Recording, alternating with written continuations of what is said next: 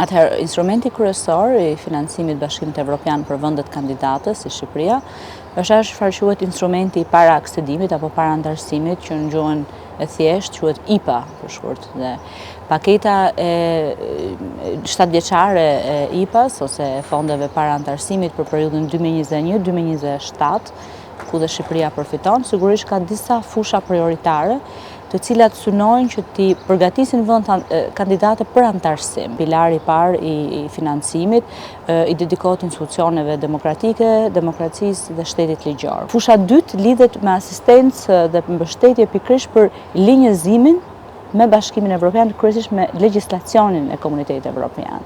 Dhe këtu futen edhe aspekte që lidhen me qeverisjen e mirë. Fusha tretë lidhet me transportin e qëndrueshëm dhe agjendën e gjelbër. Pilari tjetër ku fokusohen fondet para antarësimit është fusha e konkurrueshmërisë, pra rritja e konkurrueshmërisë së vendit. E fundit lidhet me bashkëpunimin territorial dhe cross border, dhe këtu futen të gjithë ose ndërkufitar, dhe këtu futen të gjithë programet që lidhen me bashkëpunimin, po themi, 2 palësh apo 3 palësh, si Shqipëri Maqedonia e Veriut, Shqipëri Malizi, Shqipëri Kosovë e kështu me radhë. Përtej IPA-ve, që është instrumenti si thua normal, ky është kuadri normal i financimit për vendet kandidate.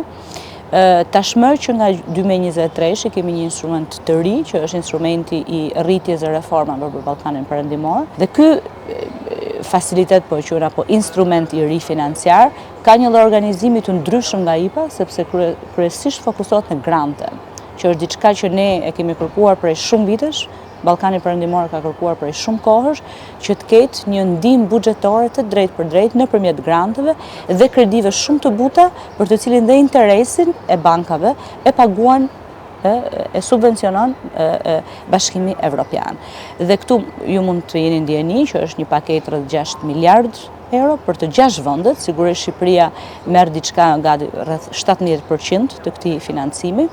Por kjo patjetër që është një injeksion shumë i dobishëm, sidomos për disa fusha prioritare, kryesisht 7, ku fokusohet dhe instrumenti i rritjes dhe reformave, që lidhet me lëvizjen e lirë të mallrave, lëvizjen e lirë të shërbimeve, që lidhet me antarësimin e vendeve të Ballkanit Perëndimor në atë çfarë quhet marrëveshja për zonën euro të pagesave. Një tjetër fushë prioritare është energjia dhe agjenda e gjelbër, dhe një fushë tjetër është pikërisht asistenca ose mbështetja për sektorin privat dhe për klimën e mirë të biznesit.